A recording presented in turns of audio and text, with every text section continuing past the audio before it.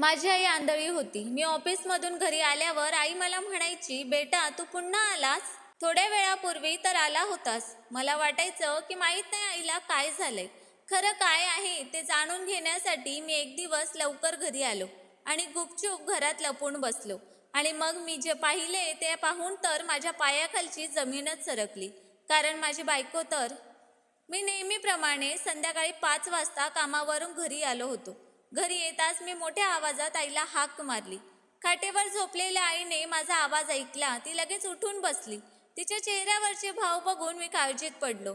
मी जाऊन तिच्याजवळ बसलो. माझी आई आंधळी होती म्हणून ती माझ्या चेहऱ्याला हात लावून बघू लागली आणि मला म्हणाली, "बेटा, सर्व काही ठीक आहे ना? तू इतक्या लवकर घरी परत आलास, काही विसरलास का?" आईचे बोलणे ऐकून मी आश्चर्याने तिच्याकडे पाहू लागलो.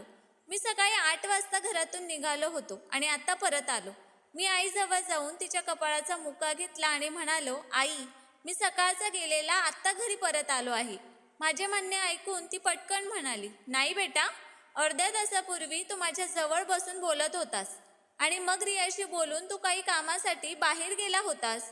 मी आश्चर्याने आईकडे बघू लागलो. तिला काय बोलायचे आहे हे मला समजत नव्हते. मग माझी पत्नी जेवण घेऊन स्वयंपाकघरातून बाहेर आली आणि खिन्न होऊन म्हणाली, "महेश, तुम्ही स्वतःच तुमच्या आईला समजावून सांगा.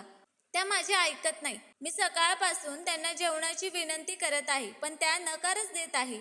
मी तिसऱ्यांदा त्यांच्या आवडीचे जेवण बनवले आहे आणि आता तुम्हीच त्यांना समजावून सांगा. त्या वारंवार विसरतात आणि म्हणतात, 'तू मला जेवण कधी दिलेस?'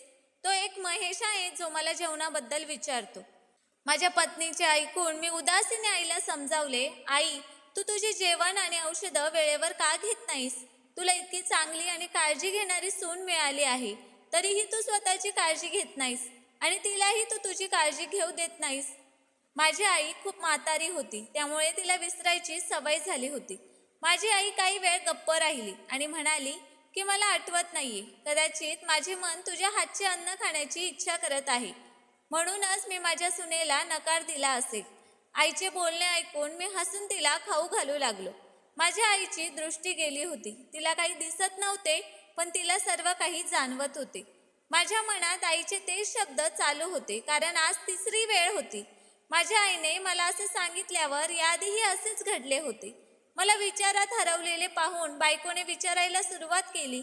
मग मी तिला माझ्या आईने सांगितलेली गोष्ट सांगितली. तेव्हा तिने बाजूला बघून एक दीर्घ श्वास टाकला आणि म्हणाली, "तुमच्या येण्याआधी आई झोपल्या होत्या. त्या खूप म्हाताऱ्या झाल्या आहेत. आता त्यांनी स्वप्नात जे पाहिलं होतं ते सत्य मानून असं म्हणत असतील. आता बघा, त्या स्वतःच म्हणताय की मी त्यांना जेवायला सांगितलं, ते त्यांना आठवत नाहीये." बायकोच्या बोलण्यावर मी फक्त मान हलवली.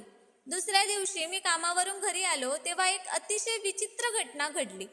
माझी आई छतावर सीडीजवळ उभी होती आणि मला हाक मारत होती आणि म्हणत होती, "महेश बेटा, माझ्या पायात दुखू लागले आहे. मला अजून किती वेळ इथे उभे राहावे लागेल? सुनबाई, प्लीज मला थोडा आधार दे आणि मला बेडपर्यंत घेऊन जा."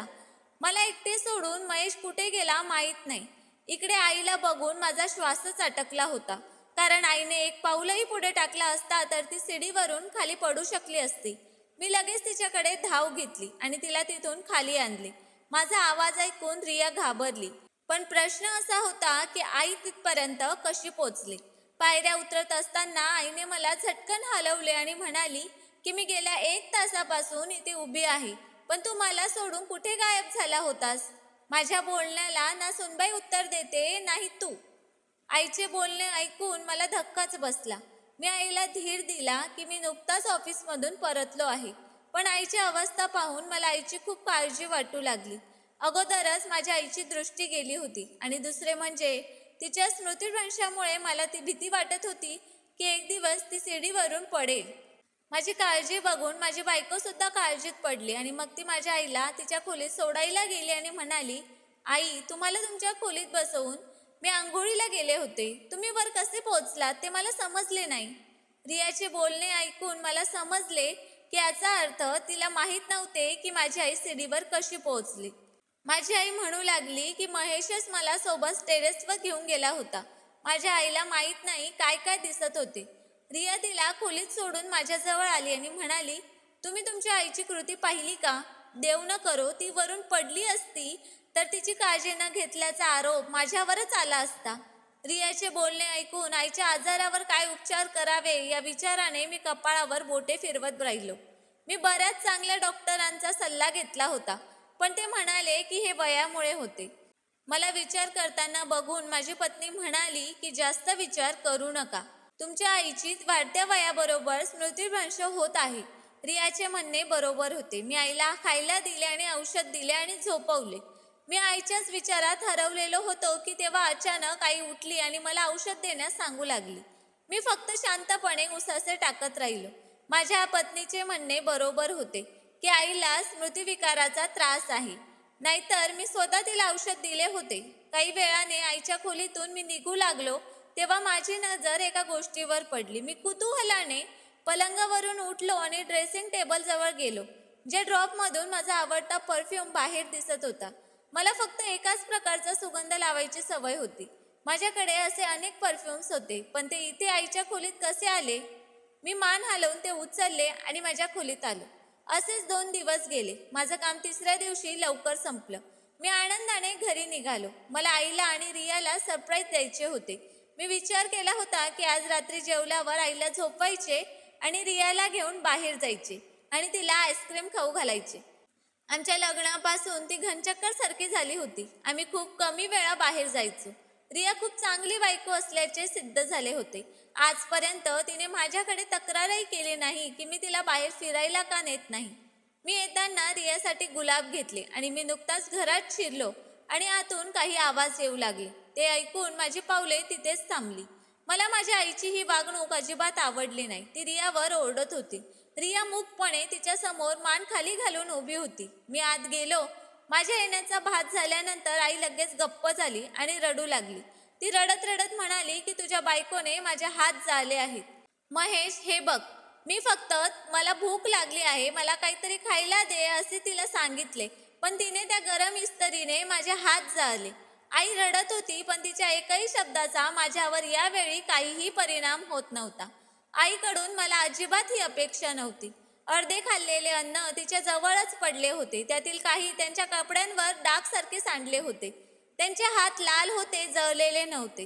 रिया मान खाली घालून रडत होती आणि मग रडत रडत म्हणाली, पाहिलं तुम्ही, मी तुमच्या आईची प्रत्येक सेवा केली. नाहीतर कोणती सून अशा आंधळ्या आणि विसराळू सासूची एवढी काळजी घेते?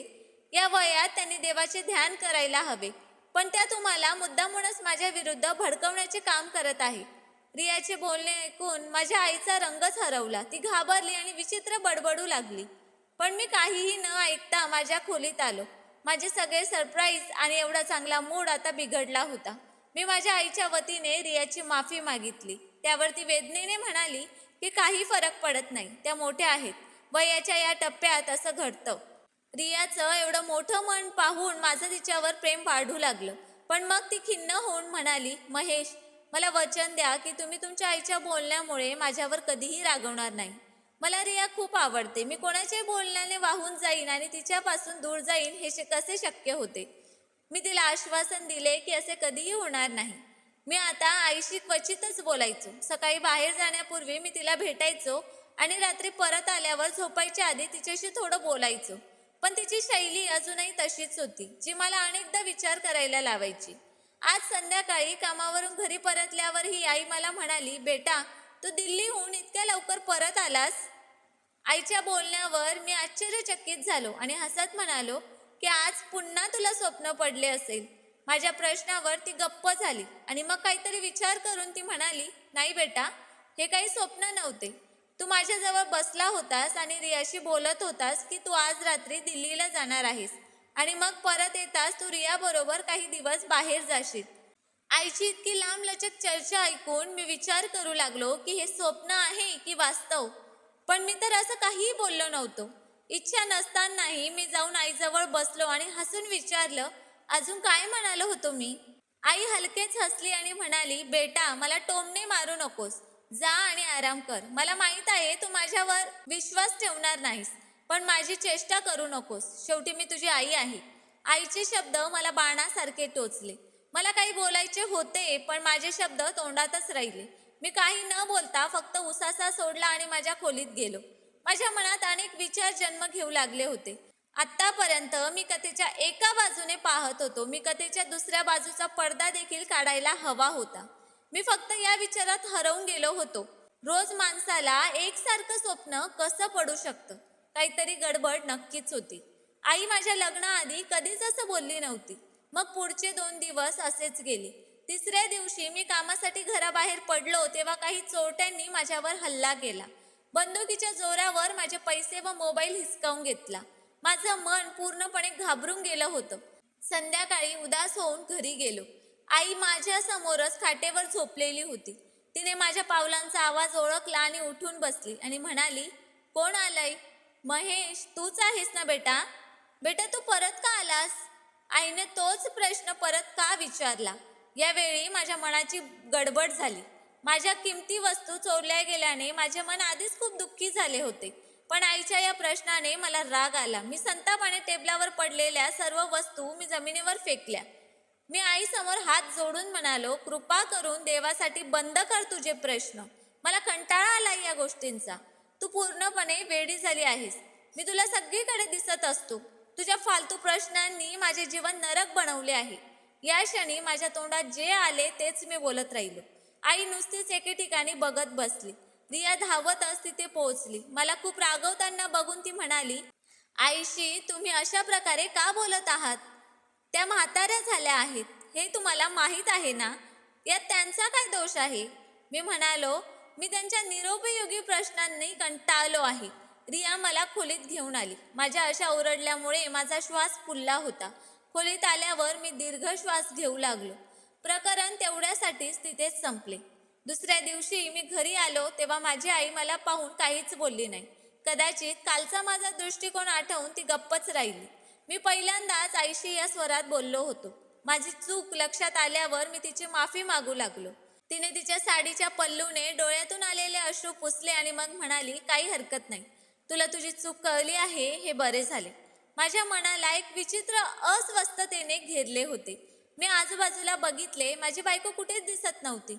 किचन सुद्धा रिकामे होते. मी तिला अनेक वेळा आवाज दिला पण तिने प्रतिसाद दिला नाही. मला आश्चर्य वाटले. तेव्हा आई भिंतीचा आधार घेत माझ्या खोलीत पोहोचली आणि म्हणाली, बेटा, रिया तिच्या आई वडिलांकडे गेली आहे. काही वेळांपूर्वी तूच तिला घ्यायला घरी आला होतास, हे विसरलास का? आईचे शब्द माझ्यावर बॉम्ब सारखे पडले. मी आश्चर्याने आईकडे पाहिले. माझा मोबाईलही चोरीला गेला होता. नाहीतर मी रियाला फोन करून विचारले असते की तिने तिच्या आई वडिलांच्या घरी जाण्यापूर्वी माझ्याकडून परवानगी का घेतली नाही. मी घरात उपस्थित असलेल्या दुसऱ्या मोबाईलवरून रियाला फोन केला, जो काही वेळाने रियाने उचलला. तेव्हा मी तिला आई वडिलांच्या घरी अचानक जाण्याचे कारण विचारले. तेव्हा ती म्हणाली की तिच्या आईची तब्येत बिघडली होती, म्हणून ती लगेच तिच्या आई वडिलांच्या घरी गेली. आता 2-3 दिवस ती तिथेच राहणार आहे. तिच्या राहण्यास माझा काही आक्षेप नव्हता, पण माझ्या आईचे काही शब्द माझ्या मनात फिरत होते. काही दिवसांपूर्वी तिने जे सांगितले होते ते आज खरे ठरले. हा योगायोग होता की त्यात काही तथ्य होते? मला समजले नाही. या गोष्टीचा विचार करत करत मी शांतपणे माझ्या पलंगावर झोपी गेलो. 2 दिवस असेच निघून गेले. आज रिया तिच्या आई वडिलांच्या घरून परत येणार होती, त्यामुळे मी खूप आनंदी होतो. पण आजच्या दिवशी माझ्यासोबत काय घडणार आहे त्या अज्ञात गोष्टीचा मला जरा काही अंदाजा नव्हता. आज मी कामावरून अर्धी सुट्टी घेऊन घरी येत होतो. माझी गाडी घरापासून काही अंतरावरच होती. तेव्हा मी माझ्या डोळ्यासमोर ते दृश्य बघितले की ते बघून माझे रक्त माझ्या रक्तवाहिनीतच गोठू लागले होते. माझी पत्नी रिया कुठल्या तरी मुलासोबत गाडीतून खाली उतरली होती आणि आता ते दोघेही घराच्या आत जात होते. मी हे बघून एकदम सुन्न झालो होतो, कारण तो मुलगा ना तिचा भाऊ होता, नाही कोणी नातेवाईक. मोठ्या कष्टाने स्वतःवर ताबा मिळवत मी शांतपणे अर्ध्या उघड्या घरदारातून घराच्या आतील दृश्याकडे पाहिलं तर दुसरा धक्का माझी वाटच पाहत होता. माझी आई कोणाशी तरी बोलत होती आणि तो व्यक्ती हुबेहूब माझ्याच आवाजामध्ये माझ्या आईशी बोलत होता. मी हे बघून स्तब्ध झालो आणि तिथेच गुपचूप सर्व ऐकत उभा राहिलो. माझी आई त्याच्याकडून पाणी मागत होती. ती बेशुद्ध अवस्थेत पडली होती. मग रियाने पाण्याने भरलेला ग्लास आणला आणि माझ्या आईच्या डोळ्यात ओतायला सुरुवात केली आणि मग ती कपटपणाने हसत म्हणाली, ही कधी मरेल माहीत नाही. देवाचे आभार आहे की ही आंधळी आहे, नाहीतर आपले हे रहस्य खूप पूर्वीच उघड झाले असते. माझी बायको त्या अनोळखी माणसाच्या हातात हात देऊन हसत उभी होती. माझ्या मनात खूप मोठे वादळ चालू होते. माझी बायको माझा एवढा विश्वासघात करू शकते असा विचार मी कधीच केला नव्हता. मी लगेच पुढे गेलो आणि घरात येऊन मी त्या व्यक्तीची कॉलर पकडली. मला तिथे पाहून रिया घाबरून मागे झाली, तर बेशुद्ध अवस्थेत असलेली माझी आई आवाज ऐकून रडू लागली. मी त्या व्यक्तीला तिथेच मारायला सुरुवात केली आणि मग एका कोपऱ्यात घाबरून उभ्या असलेल्या रियाच्या दिशेने चालू लागलो. दुःखाने आणि रागाने माझ्या डोळ्यात अश्रू आले होते. मला अपेक्षाही नव्हती, तिथून माझी फसवणूक झाली होती. ती घाबरून माझ्या पाया पडली आणि माफी मागू लागली. ती रडत म्हणाली, मला माफ करा, माझी चूक नाही. हा मुलगा मला आमिष दाखवत होता. मी फक्त तुमच्यावर प्रेम करते. तिचे असे शब्द अजूनही चालूच होते. तेव्हा तो मुलगा पटकन म्हणाला, लबाडबाई, ना तू तुझ्या नवऱ्याच्या निष्ठेचा आदर केलास ना माझ्या प्रेमाचा. तू हे का सांगत नाहीस की मी तुला लग्न आधीच आवडत होतो आणि मी रोज अशा सहजतेने तुला भेटायला यायचो. सगळा चिखल माझ्यावर फेकून तू स्वतःच कडेकडेने निघत आहेस. मी त्या मुलाचे आणखी बोलणे ऐकले असते तर माझा श्वासच थांबला असता. मी त्याच्याकडे जाण्याआधीच तो स्वतःला सोडून पळून गेला होता. त्या भीतीने रिया माझ्याकडे निस्तेज चेहऱ्याने बघत रडत होती. मला तिची किळस येऊ लागली होती. इच्छा नसतानाही मला अश्रू आवरता आले नाही. कधी ती माझ्या आईच्या पाया पडत होती तर कधी माझ्या पाया पडून रडत होती. तिच्यामुळे मी माझ्या आईवर संशय घेतला होता. मी फक्त तिला एवढंच सांगितले की तू आता माफीच्या लायकीची नाहीस. आता तुला थप्पड मारण्यासाठी माझे हात घाणेरडे करावेसे मला वाटत नाही. तू माझ्याशी बेईमानी केलीस, माझ्या आईचा छळ केला आणि मी तिच्या विरोधात झालो. मी लगेच माझ्या बायकोला घरातून हाकलून दिले. रडत परत आलो आणि आईला पाणी दिले आणि नंतर तिच्या पाया पडून बराच वेळ रडत राहिलो. ती मला प्रत्येक वेळी सत्य सांगत राहूनही तिच्या बोलण्यावर माझा विश्वास बसला नाही. आईने मला तिच्याजवळ बसवले आणि सांगितले, बेटा, तुझे घर वाचवण्यासाठी मी इतके दिवस गप्प बसले. ना तुझी बायको मला वेळेवर जेवायला द्यायची ना मला औषधं द्यायची. मला माहीत नाही की ती मला जबरदस्तीने कोणती गोळी खाऊ घालायची. त्यानंतर मला डोकं फिरल्यासारखं वाटायचं. मी निरर्थक बोलायला लागायची. पण त्या गोष्टी खऱ्या होत्या. आई मला सांगत होती की रियाने मला दिवसभर उपाशी ठेवले. पण हो, तू येण्यापूर्वी ती माझ्यासमोर जेवण ठेवायची, जेणेकरून तुला संशय येऊ नये. तो माणूस आवाज काढण्यात तरबेज होता. त्यामुळे तो माझ्या आईसमोर माझा आवाज काढायचा आणि तिच्याशी बोलायचा. त्याने माझ्या बायकोशी सर्व प्रकारचे संबंध निर्माण केले होते. माझी बायको जबरदस्तीने माझ्या आईला झोपेच्या गोळ्या खाऊ घालायची. माझ्या आईचा हात देखील तिनेच जाळला होता, पण इतका जाळला नाही की मला तिच्यावर संशय येईल. माझी आई रडत रडत मला सगळं सांगत होती आणि मग ती म्हणाली, तुला माहीत आहे बेटा, मला त्रास तिच्या वागण्याने नाही तर तुझ्या बोलण्याने झाला. ती तर परकी होती, पण तू तर माझा मुलगा होतास, तरीही माझं मन दुखवत राहिलास. आईच्या या हळूवारपणे बोललेल्या शब्दांनी माझ्या अंगाचा थरकाप उडाला. मी जोरजोरात रडून तिची माफी मागू लागलो. तिने मला पुन्हा मिठीत घेतले. काही दिवसातच मी रियाला घटस्फोट दिला आणि तिच्याशी असलेले सर्व संबंध संपवले आणि माझ्या आईची काळजी घेण्यासाठी एक नर्स ठेवली. मला रियापासून वेगळे होऊन बरीच वर्ष झाली आहेत. माझी आई म्हणते की मी दुसरे लग्न करावे, पण माझे मन त्या गोष्टीसाठी तयार होत नाही. मला नको होते की पुन्हा एकदा माझ्या किंवा माझ्या आईच्या बाबतीत पूर्वीसारखेच घडावे. जेव्हा विश्वास गमावला जातो तेव्हा तो फक्त एका माणसाचा नाही तर संपूर्ण जगात उपस्थित असलेल्या सर्व लोकांकडून गमावला जातो. आता माझा लग्नावरचा विश्वासच उडाला होता. तर मित्रांनो, स्टोरी कशी वाटली ते कमेंट करून नक्कीच सांगा. आम्ही नेहमीच तुमच्या कमेंट्स आणि लाईकची वाट बघत असतो. आणि स्टोरी आवडली असेल तर चॅनलला सबस्क्राईब करायला पण विसरू नका. धन्यवाद.